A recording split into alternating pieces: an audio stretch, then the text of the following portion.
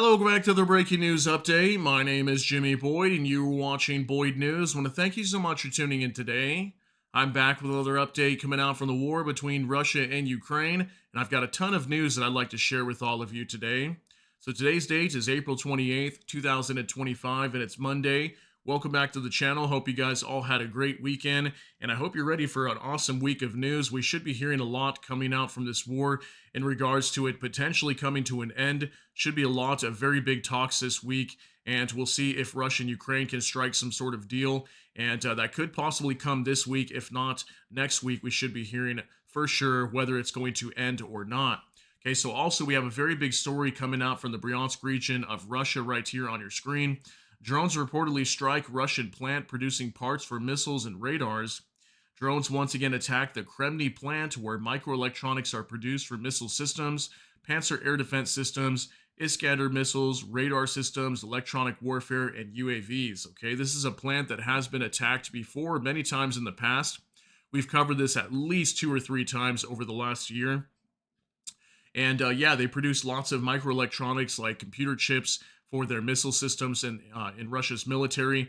So you can see why Ukraine would be targeting this place repeatedly, as a lot of these missiles come flying into Ukraine on a weekly basis, and Ukraine would want to try to put a stop to that. So we've got pictures and videos similar to what you see coming out from that area, and reports that the plant may have actually been struck by UAVs just last night. Okay, so the Russian Defense Ministry also stating they shot down over 100 drones in that area. So it looks like it was a massive swarm going into Russia last night. We also have some information today about North Korea. As of yesterday, they officially recognized the participation of their military in the Kursk region of Russia, which is interesting. And Russia's also released a video finally showing North Korean troops training alongside the Russians. So looks like potentially could we have the North Koreans deploying more troops to Russia here very soon. It's also interesting the timing, because very soon as well, on May 9th, we're going to be seeing the parade happening inside of Moscow for Victory Day, okay? And maybe the North Koreans are going to be showing up there is what I'm thinking, and that's probably why they're also announcing this. So much news to get into, guys. Let's go ahead and jump on over here to X. We've got numerous other major topics to go over in this video. We'll start off here with Astra. 1 killed, 1 injured in drone attack on Bryansk region, local authorities stated. The injured person was taken to a hospital, Governor Alexander Bogomaz said. He also reported damage to civilian facilities and infrastructure. Several Russian and Ukrainian media outlets reported that the Kremniy military microelectronics plant was targeted overnight. The plant produces parts for Panzer air defense systems, Iskander missile systems. The facility was last attacked by drones in January 2025, so that was literally just like 4 months ago. Air Defense Forces shot down 102 Ukrainian drones over the region during the night. Okay, so we've got a picture here that's coming out from that area showing a fire. We can't really see what's exactly on fire, but I know a lot of these drones were just crashing everywhere last night. I've got videos just showing like parking lots on fire, buildings on fire, so these drones were landing everywhere. So let's go ahead and jump into a video now.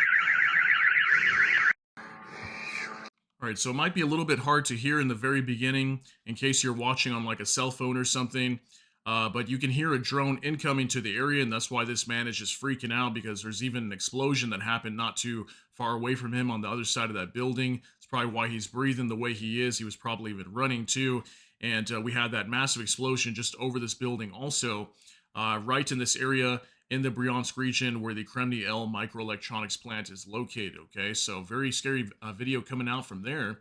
Now from LX Summer 1 at Bryansk region, Russia. According to reports, the military microelectronics plant Kremniy was attacked at night. It produces parts for the Panzer air defense systems and Iskander missile systems. Last time drones attacked this plant was in January 2025, according to Astra. We got a 10-second clip here, guys. Take a look at this.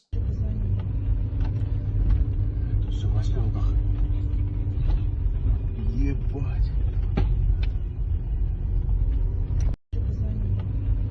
All right, so this video shows a bunch of cars on fire. Probably one of these drones that got shot down, crashed here in a parking lot, catching a bunch of vehicles on fire in the Bryansk region. So like I said earlier, there was a lot of like civilian targets that were hit, like these vehicles here, probably due to a lot of these drones being shot down, which again, we know that over 100 were fired into the area.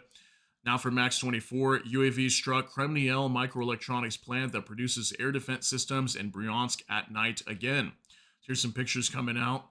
Excuse me. This is a picture of that photo that we had for you guys on the waiting screen when you came in, just on the other side of this building, or the other side of this wall, excuse me. There was some sort of building or something caught on fire over here. Here's some more pictures as well. There's that photo that we had for you guys earlier. Can't really tell exactly what's on fire there, but it looks like we have a parking lot, also potentially a car right there on fire in the middle. And we've got a video here as well. Take a look at this.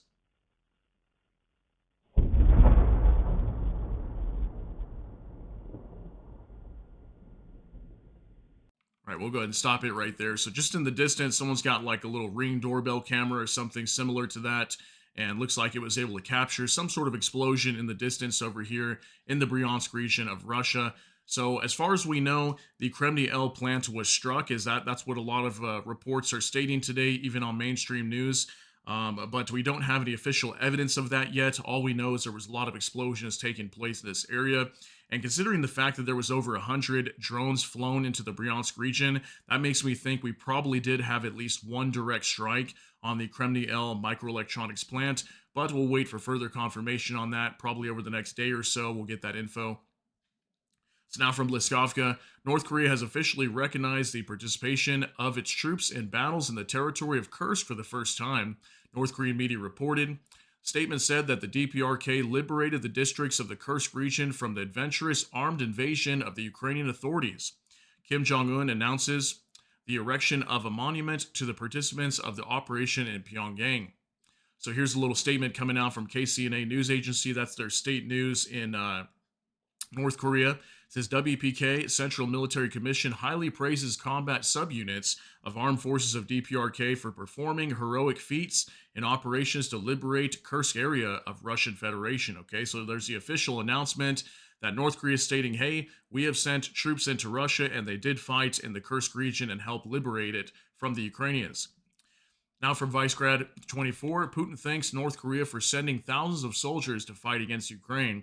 We pay tribute to the heroism, high level of training and dedication of the Korean soldiers who, shoulder to shoulder with Russia's soldiers, defended our motherland as their own. Okay, so just a little picture of Kim Jong-un here. This came out a little while back, probably like 6 months ago.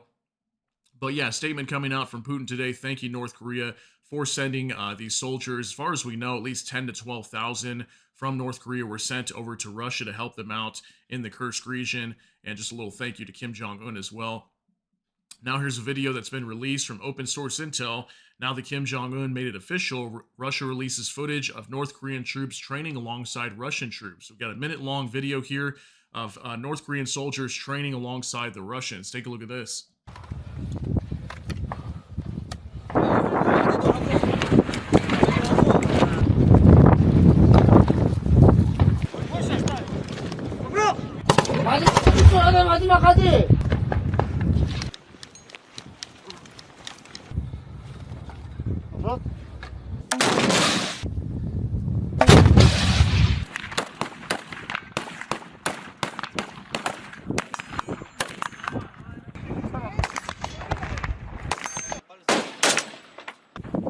Выкручивайте колпачок. Загнули. Выдернули.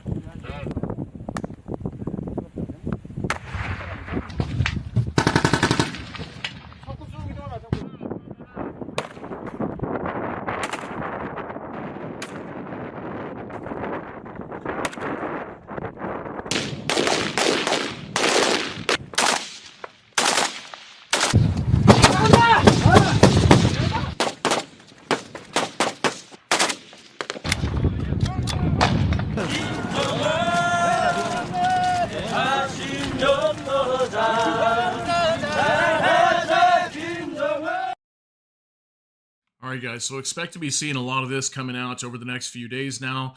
Now that North Korea has officially confirmed that their troops have been sent over to Russia, now we know that, for the last, like, what, 4 or 5 months now, even longer, that Russia's been heavily trying to hide from the world that North Korean soldiers have been operating inside the Kursk region, maybe even inside of Ukraine. We've heard some reports of that a while back.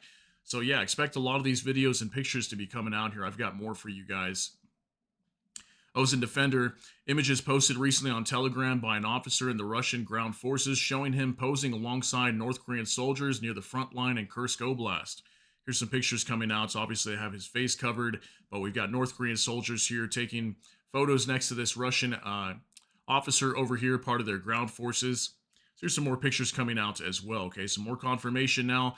For sure, the North Koreans have been fighting against Ukraine. Now, from Ukraine battle map, in the past 2 hours, Russia has launched ballistic missile attacks on 5 of Ukraine's regions, cities, Kiev, Odessa, Dnipro, Sumy, and Kryvyi Rih. Due to Ukraine's lack of Patriot air defense systems and missiles, those Iskander-M missiles were not shot down. Okay, so I don't know how many missiles were going into Ukraine last night. Unfortunately, I couldn't find that little diagram that we usually show you guys, showing how many drones and missiles coming into Ukraine. But there was reports of some major attacks inside of Ukraine last night, so we're going to kind of go over some of these. Here's a picture coming out. This is from Max 24. The number of people killed in the combined strike on Kiev has increased to 13. According to KMVA, 45-year-old man unfortunately died in the hospital from severe burns. Okay, so this is probably from the attack that happened. I think it was on the 24th, about 3 to 4 days ago. We had Kiev being attacked by multiple ballistic missiles. And this is probably another statement coming out talking about how it rose from, I think, 12 to 13 now, because we had another person that unfortunately has lost their lives due to severe burns from these strikes that happened inside of Kiev. So I don't think this is from an attack last night. I believe this from the attack a few days ago that we had in Kiev. Okay, it's just an update there. Now, from the Ukrainian Review, Cherkasy under attack by UAVs. There were up to 10 shaheeds around the city. Explosions are heard. Air defense is active. Okay, so a 12-second clip. I'm sorry it is blurred out here on the bottom, but Ukraine does that purposely. Russia does the same thing to protect the area, so that way the Russians don't adjust their strikes. But take a look at this, guys. 12 seconds. You will be able to see a little smoke cloud from an attack in Cherkasy in Ukraine.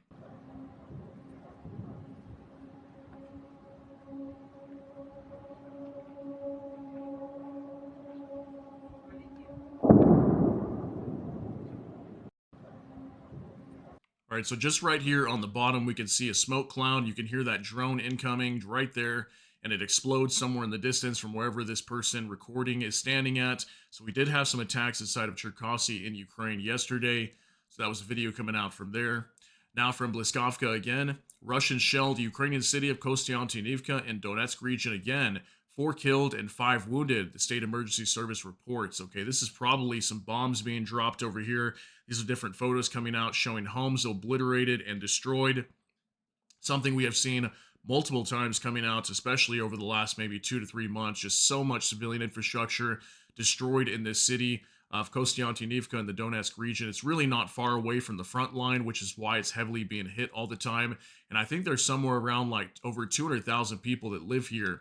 And lots of civilians being injured and killed over here. We can see 4 killed, 5 wounded. So very sad news to report there, guys, but want to let you know what happened there.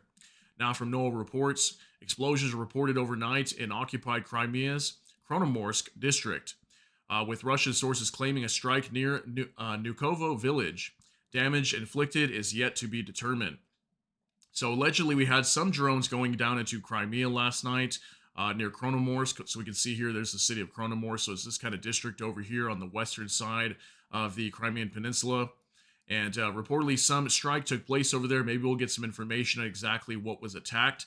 Maybe some sort of air defense system over there is what I'm thinking, or a radar is usually what we see happening down here, but we know there's lots of military logistics being stored down in Crimea, which is why Ukraine repeatedly attacks it. Now we've got some information coming out from next to here. Lavrov revealed the conditions under which Putin would agree to sit down for talks. Just read this. In an interview with Brazil's O Globo, Russia's foreign minister laid out a list of demands. Okay, so this is Sergei Lavrov right here, the foreign minister out of Russia. He's now giving out the terms that is expected by Russia to be agreed to for this war to come to an end. And look at how it conflicts with what we've been hearing recently from the U.S. proposals, what they will agree to, what they won't agree to try to end this war between Russia and Ukraine. So take a look at this list. Kiev must abandon its NATO ambitions and remain neutral. The neo-Nazi regime must stop eradicating everything Russian in Ukraine, language, media, culture, traditions, and canonical, I'm not sure if I'm saying that right, orthodoxy, Crimea, Sevastopol, and the so-called DNR and LNR, which is Donetsk and the Luhansk regions. Kherson and Zaporizhzhia regions must be officially recognized as Russian. Ukraine must undergo demilitarization and denazification. All sanctions against Russia must be lifted. Legal claims and arrest warrants canceled and frozen assets returned. Moscow must receive reliable security guarantees against threats allegedly created by NATO's hostile activities. Okay, so I mean, this is a lot of major demands coming out from Russia here, guys. I could do a whole video just on these statements here, but, based on what we've been reporting on the U.S. side and what they're kind of proposing, a lot of these go against the U.S. proposals. So I'm just going to state this once again. I don't see this war coming to an end right now. Could it come to an end and maybe Russia kind of bends the knee in certain areas? I guess it could be possible, but we kind of see that Russia's like all of a sudden open to negotiating, and then out of nowhere, they're like, these are our demands and we're not going to negotiate on them. So, Russia's coming out with some pretty harsh demands here, and many of these, again, go against what the U.S. is proposing. So it's going to be very difficult to end this war because whether it be Ukraine or Russia, they both got their major demands that many of them may not be negotiable. And it's going to be difficult to end this war. So just want to give you guys this update here. Let me know what you think about all these statements today. Now from Savchenko Volodymyr, Russia agrees to unconditional ceasefire if arms supplies to Ukraine stop, says Lavrov. We want guarantees that the ceasefire will not be used again to strengthen the Ukrainian army, and the arms supplies must stop. Moscow is ready to find a balanced approach in negotiations that takes into account mutual interests. Russia has not received any proposals from the U.S. to lift sanctions. Nevertheless, he noted Washington's interest in doing business together. Moscow considers Crimea an integral part of its territory and does not intend to negotiate on this issue. Zaporizhzhia nuclear power plant is under Russian control. Lavrov noted that Moscow is ready, if necessary, to explain to the U.S. that changes in the plant's control status are impossible. Okay, so just the Zaporizhzhia nuclear power plant, we know the U.S. wants to take control over that. This was something he actually stated here on CBS News just in the last day or so. So again, guys, major statements coming out from Russia, and it's gonna be very difficult to end this war. I don't see it being an easy task here, and we could potentially see the U.S. walking away from talks here this week, maybe next week, but I think it could be highly likely this week. And who's going to be blamed here? Is it going to be Russia? Is it going to be Ukraine? Or is it going to be both? We had a statement coming out today from the White House press secretary stating that Donald Trump is very disappointed in both leaders of Russia and Ukraine right now. And that could possibly be the thing coming out here very soon, as the U.S. is like, we're done. Go ahead and just duke it out and do what you got to do, but we are not going to be involved in this anymore. And they might blame both sides, maybe not just Ukraine, but Russia also. But we'll have to wait and actually see what happens here. Now from Anton Gerashenko, Russian Foreign Affairs Ministry reports that U.S. Secretary of State Marco Rubio and Lavrov had a phone call last night. Note the term Ukrainian crisis that Russia keeps using. The focus was on the Ukraine crisis following an April 25th Russian President Vladimir Putin conversation with U.S. Special Envoy Steve Witkoff, Minister of Secretary of State, stressed the importance of consolidating the emerging prerequisites for the start of negotiations in order to agree on a reliable path to long-term sustainable peace, Russian ministry reported. It added that a productive exchange of views on key aspects of the Russian-American political dialogue, which has significantly intensified recently, continued. Okay, so allegedly Lavrov and the U.S. Secretary of State Marco Rubio held a phone call just yesterday talking about this war and trying to end this. Maybe that's where some of these details are coming out also. But it looks like, Russia and the U.S. still trying to negotiate, figure out how to end this war. But again, I think it's going to be very difficult to do so. Looks like they're going to be struggling here very soon. Now from Liskovka, Russia's ready for negotiations in words, but there are no real steps, says Zelenskyy. The president emphasized that despite statements of readiness for negotiations, the Russian army continues active assaults, trying to advance at the cost of significant losses. Yesterday's meetings in the Vatican and Rome confirmed that our partners understand what is happening, Zelenskyy added. So Volodymyr Zelenskyy, president of Ukraine, once again coming out saying that Russia stating they're ready for negotiations, but they are not showing it in any way. They're waiting for a signal from Russia, and I believe Russia was saying the same thing today. Here's a statement from Bliskovka. Kremlin spokesman Peskov said that Moscow is waiting for a signal from Kiev to resume direct talks, but has not seen it yet. Commenting on Trump's words about the need to stop strikes on Kiev, Peskov said that there were such words, but Putin has repeatedly confirmed his readiness for talks without preconditions. Okay, so what they're talking about here when the Kremlin's saying they're looking for a signal from Kiev, as far as I know, what they're talking about here is they want to see the Ukraine lift the ban for discussions and talks with Vladimir Putin, because that's something that the Ukrainian parliament had passed at one point. They banned any Ukrainian politicians or high level leaders inside of Ukraine from communicating directly with Vladimir Putin to try to end this war, as obviously Ukraine calls Vladimir Putin a terrorist and everything. So I guess they're waiting for that ban to be lifted. That way, Zelensky and Putin can actually start negotiating. So far, we haven't really heard too many responses on that from Zelensky. Maybe we will hear about that. I'm thinking that's not going to happen right now. Now, from Max 24, Putin declared a ceasefire on the 80th anniversary of the victory from 12 a.m. on May 7th to the 8th to 12 a.m. on May 10th to the 11th. Russia believes that Ukraine should follow this example. Okay, this was according to the Kremlin. Now, note the dates here. Okay, from the 7th to the 8th to May 10th to the 9th. So that's right around the time that we have this Victory Day parade going on. And I wonder if Ukraine is preparing to attack that parade and kind of disrupt it in a way.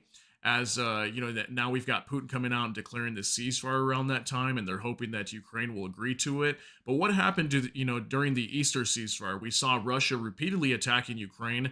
Yes, attacks slowed down, but the attacks were still taking place nonetheless. Artillery and artillery shells, small arms fire was still taking place a lot in many areas. So I wonder if Ukraine is going to attack this parade. Maybe they will with drones. Maybe they won't. We'll see what happens. And clearly, Russia's very worried about this parade being disrupted on May 9th. Now, from Bliskovka, the U.S. and Ukraine could sign a minerals deal this week, according to the Financial Times. The breakthrough came after Trump and Zelenskyy met in the Vatican. Publication notes, according to the Financial Times, the deal will cover all mineral resources, including oil and gas, as well as major energy assets on the territory of Ukraine. Here's a report from Financial Times. U.S. and Ukraine inch closer to signing minerals deal. Kiev says it secured a concession from Trump administration not to use proceeds for past military aid. Okay, so there was a big talk about this after the meeting between Trump and Zelenskyy at the Vatican last week, and reportedly, we could see a minerals deal being signed here very soon. Apparently, that was something they talked about, and I heard they agreed on something to an extent. We'll see what happens here. We've been waiting weeks now for that to happen. Now, from Kiev Post, Ukraine will no longer have to repay the U.S. for the aid already provided under the minerals deal, says Prime Minister Shmyhal. That's Dennis Shmyhal. Previously, Ukraine was required to deposit proceeds from mineral sales into a U.S. fund until the aid expenses for Kiev were fully covered.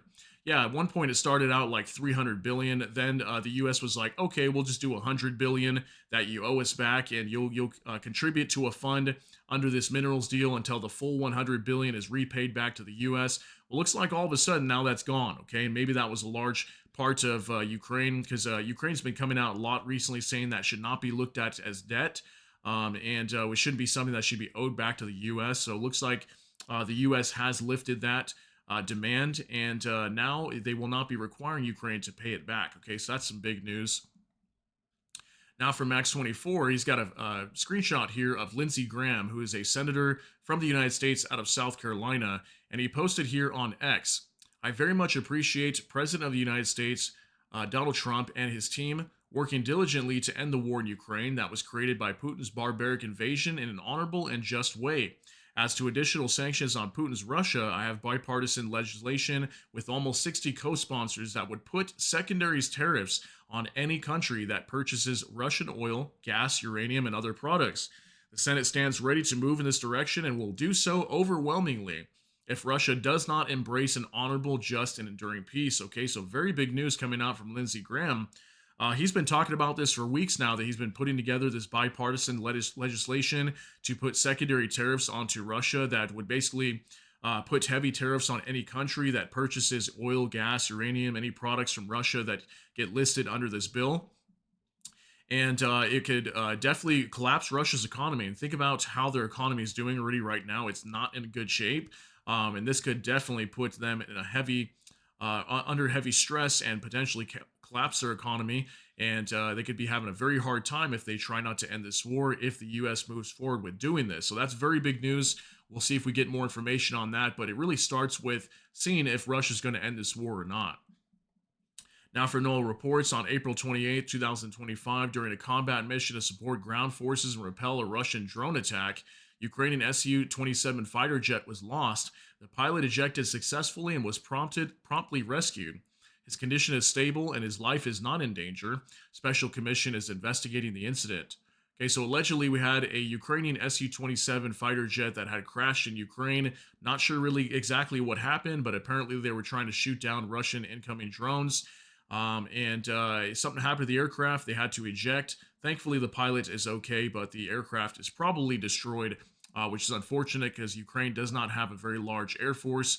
But yeah, allegedly that happened here just today. Now, from NOAA reports, Ukrainian Air Force MiG-29 carried out an airstrike using several AASM hammer bombs on a sugar factory in Tetikino, Kursk region, where Russian FPV drones and equipment were reportedly stored. Okay, so here's a video coming out. You're going to see a strike here on this building, which allegedly was a sugar plant. And Ukraine's been carrying out lots of strikes over here in the Kursk region, targeting drone production facilities and storage warehouses. Okay, Bryansk and Kursk are probably some of the top areas that get attacked here. And you can see completely demolishing this building. I even see some orange smoke that was coming out of the front here, if you guys caught that right there. Possibly indicating maybe chemicals being stored in there. So massive hit over here in the Kursk region, just north of Ukraine. Now, for military news UA, Germany will continue to provide military assistance to Ukraine, even if the U.S., for its part, stops providing it, German Defense Minister Boris Pistorius stated today. Okay, so if we happen to hear that the U.S. is pulling out of these talks, we could definitely hear also that the U.S. is going to withdraw support for Ukraine. That includes military supports like weapons, equipment, and also maybe even intelligence. So it looks like Germany will continue the flow of weapons into Ukraine if that happens to be the case here. And we know that Germany does supply a lot of weapons to the Ukrainian troops. So at least bare minimum, we will be seeing Germany still supplying weapons to Ukraine, okay?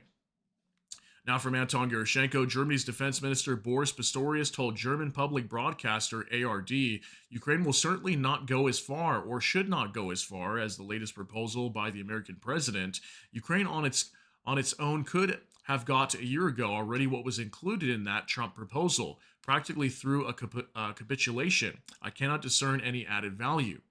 So Boris Pistorius is going to state here basically that, Ukraine could have done this whole proposal deal a year ago. Why would they do this now when they could have done this a year ago? That maybe they could be in a better position in the near future, or maybe try to strike a better deal. That there's no point really accepting Trump's proposal right now to end this war, as it does not really benefit them in the current position that they're in right now. Take a look at what he has to say.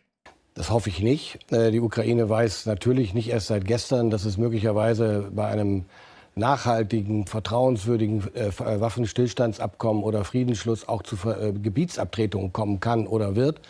Aber die werden sicherlich nicht so weit gehen wie jetzt, oder dürfen nicht so weit gehen wie jetzt in dem jüngsten Vorschlag des amerikanischen Präsidenten. Denn das, was da drin stand, das hätte die Ukraine auch alleine haben können, schon vor einem Jahr, quasi durch eine Kapitulation. Von daher ist da kein Mehrgewinn in irgendeiner Weise zu erkennen. Das hoffe ich nicht. All right, so based on this statement and regarding the whole peace proposal from the U.S. and everything, what do you guys actually think about this? Do you think Ukraine should accept this and just move forward and basically give up Crimea and kind of do a de facto recognition with the U.S. in terms of control the other 4 territories in Ukraine, that'd be like Luhansk, Donetsk, Zaporizhia, and Kherson? Or should they continue to fight on and put heavy pressure onto Russia and keep trying to push Europe and maybe even the U.S. to put that pressure onto Russia economically and through sanctions and whatnot? I think that's what a lot of people would probably agree with. That should happen, but in this case, it's not happening that way, especially with Trump being in office. So, just curious, to know what you guys think about this. Do you think that Ukraine should agree to this proposal or not? And what should happen after that? Let me know what you think in the comments. Now, from Max 24, John Healey confirmed in a letter seen by the Telegraph that the British contingent in Ukraine would not be a fighting force, but rather provide training to the Ukrainians. Healey added, abiding by the ECHR will not prevent us from achieving our objectives. We expect those objectives to focus on rebuilding a modern and capable armed forces of Ukraine rather than delivering combat operations. So, this is the defense minister of the UK. We heard last week that the Brits might be pulling out their idea of trying to send troops into Ukraine and to try to protect Ukrainian cities and all that, spreading them out all over Ukraine, even near the front line. If we happen to get a ceasefire deal, now we've been hearing that they're going to pull them back more closer to like Western Ukraine, maybe even in Poland, and just kind of be like a training force versus or like military advisors kind of in a way versus actually being deployed as ground troops to defend Ukraine. So there's kind of just more talk about that it looks like the UK is definitely worried about conflict with Russia if they happen to send their troops over there. And the most we could potentially see is the UK deploying troops to Western Ukraine, closer to like the Lviv region, okay? Now for Max 24, is Zelenskyy ready to give up Crimea? Trump says, I think so. Yes. Do you trust President Putin? Trump says, I'll let you know in about 2 weeks. Trump says he's very disappointed with Russian missile strikes. He also added that Zelenskyy has become calmer and wants to make a deal. Okay, this was some statements coming out from Trump just over the last 24 hours. He was speaking to reporters. So, yeah, apparently he believes that Zelensky's ready to give up Crimea. That was a huge article that was coming out, I think, as of yesterday evening. And then apparently he's stating that he'll let the press know within 2 weeks whether he trusts Vladimir Putin. I guess we're going to see some major tests coming from the Russian side. And we are seeing negotiations heavily taking place on the Russian side with the U.S. right now. And the U.S. is really trying to pressure them to end this war. So I guess it all depends on whether Vladimir Putin can make a deal, whether Trump will be happy with this or not. And maybe we could see the U.S. coming out with sanctions onto Russia's banking system. Also, the secondary tariffs being placed onto other countries that do business with Russia. And I think that will definitely force Russia to end this war. But we could possibly see what happens and the changes with that in the future.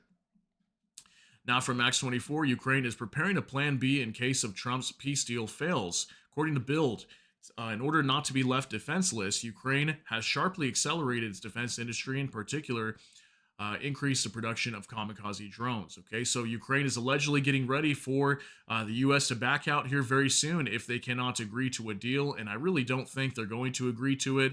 It's smart for Ukraine to start getting prepared for that now and get ready to make some adjustments with this war and how they are financing it and who's going to be helping out if the U.S. happens to pull their support. So expect that to happen as soon as this week. Now for Noel Reports, do me a favor, you're not supposed to be here. Lip readers revealed Trump refused Macron to join them. Zelenskyy told Trump, I would like you to end the war, but not like this, Trump replied. That's a very interesting strategy, you can be sure. Okay, so take this with a grain of salt. Apparently there was some sort of expert lip reader, and there was a whole report that came out on this yesterday. This was from the talks late last week between Zelenskyy and Trump at the Vatican. And apparently a lip reader was able to kind of see what Trump was talking about with Zelenskyy. Also, there was a video of Macron kind of being there for a minute too with Zelenskyy. And apparently Trump had told him that Macron was basically not supposed to be there, is what he was telling him. So that's why we only saw Trump and Zelenskyy actually meeting here. And apparently this is what they talked about. Trump allegedly said, Zelensky's told Trump, I would like you to end the war, but not like this. And then Trump said, that's a very interesting strategy, you can be sure. So obviously they probably talked about other things in between before Trump replied. We know that Ukraine does want to end this war, but we know that also that Zelensky's not 100% happy with his proposal. He wants some amendments to it. And, Crimea being a very big part of it, does not want to give up Crimea to the Russians. So just take this with a grain of salt. Again, guys, I can't completely confirm whether that's true. That's based on what a lip reader was saying. So now we'll move on to our final update here from the Kyiv Independent. These are the indicative estimates of Russia's combat losses as of April 28th. According to the Armed Forces of Ukraine, Russia's losses as of April 28th: 1,160 troops, 13 AFVs, 105 vehicles and fuel tanks, 4 tanks, 31 artillery systems, 72 UAVs, and it looks like that is it on this list, guys. Probably some of the lowest numbers I've seen ever since around the Easter ceasefire. We're not really seeing a whole lot being destroyed on the Russian side. I mean, all these numbers definitely a lot lower than what we have seen recently. So I'm not sure if Russia's just, slowly starting to get ready to end this war. Maybe they are, maybe they're not, or maybe they're preparing for something big coming here very soon. They're going to launch another major offensive. And we know right now that we could be seeing a spring/summer offensive up in the Sumy and Kharkiv regions of Ukraine. This is in like northeastern Ukraine. So maybe Russia's preparing for that, and that's why we're not seeing so many attacks taking place. Maybe they've been moving a lot of troops up there closer to those regions, preparing for an assault. So yeah, guys, not too much destroyed here today, but tons of huge news coming out from this war that I wanted to share with all of you. And I want to thank you all very much for being here for this update today on April 28, 2025. Hope you guys all have a great Monday today. Thank you so much for tuning in. Share your thoughts, concerns, and opinions down in the comment section. That's going to be it for today's update. If you got something out of this, please smash that like button. Also, if you enjoyed my content, please consider subscribing down below. Hit the notification bell. That way YouTube can notify you. And with that, hope you all have a great day. Everybody take care and God bless. And we'll see you in the next one.